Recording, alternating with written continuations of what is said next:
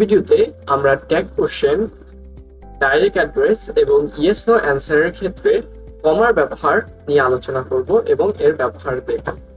তো সর্বপ্রথম আমরা ট্যাগ কোশ্চেন নিয়ে আলোচনা করতে চাচ্ছি এবং আমরা জানি আমরা ট্যাগ কোশ্চেনটা ব্যবহার করে থাকি যখন আমরা একটা স্টেটমেন্ট করি এবং স্টেটমেন্টের সত্যতা বা স্টেটমেন্ট সম্পর্কে ডাউট দূর করতে চাই। যেমন আমি বলতে পারি ইউ লাইক চিজ, দেন আমি একটু ডাউটফুল থাকতে পারি এবং আমি কোশ্চেন করতে পারি ডোন্ট ইউ। সো এইখানে আমরা সবসময় একটা পজিটিভ নেগেটিভ অথবা নেগেটিভ পজিটিভ রিলেশনশিপ দেখতে পাই।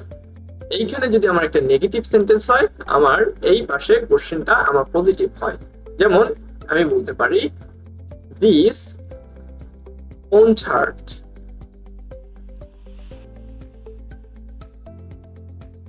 then will it সো আমরা এই যে অ্যাসারশন বা অ্যাসার্টিভ বাক্য থেকে আমাদের কোশ্চেন টাইপ বাক্যটা আলাদা করি, সেখানে আমরা অবশ্যই একটা কমার ব্যবহার করে থাকি। নাও আমরা দেখব ডাইরেক্ট অ্যাড্রেসে কমার ব্যবহার। সো ডাইরেক্ট অ্যাড্রেস কি? ডাইরেক্ট অ্যাড্রেস হচ্ছে কাউকে মেনশন করে অ্যাড্রেস করা।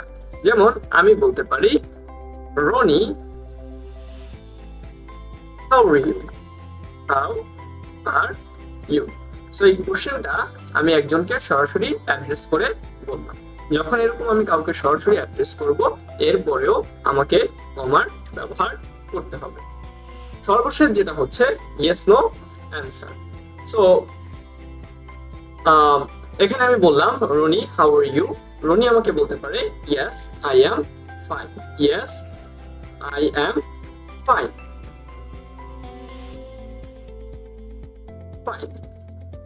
অথবা আমি যদি কোশ্চেন করতাম Roni do you love cake, সে বলতে পারতো yes I do love cake. সেই ক্ষেত্রে আমার ইয়েস অথবা নো এর পরে আমাকে একটা কমার ব্যবহার করতে হতো। সো এটাই হচ্ছে আমার কমার ব্যবহার ট্যাগ কোশ্চেন, ডাইরেক্ট অ্যাড্রেস এবং ইয়েস নো অ্যান্সারের ক্ষেত্রে।